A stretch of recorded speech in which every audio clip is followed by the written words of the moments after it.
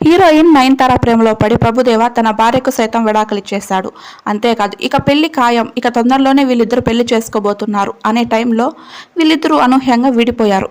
అందుకు గల కారణాలు ఇప్పుడు తెరపైకి వచ్చాయి. అవేంటో ఇప్పుడు మనం చూద్దాం. పెళ్లికి ముందే నయనతారకు ప్రభుదేవ 3 కండిషన్లు పెట్టాడట. అవేంటంటే, మొదటి కండిషన్, క్రిస్టియన్గా ఉన్నటువంటి నయనతార హిందువుల్లోకి మారాలంటూ చెప్పాడట. దానికి నయన్ ఒప్పుకుంది. ఇక రెండో కండిషన్, తన మొదటి భార్యకు పుట్టిన పిల్లలు కూడా తమతోనే ఉంటారు అని చెప్పి రెండో కండిషన్ పెట్టాడు. దీనికి కూడా ఒప్పుకుంది నయన్.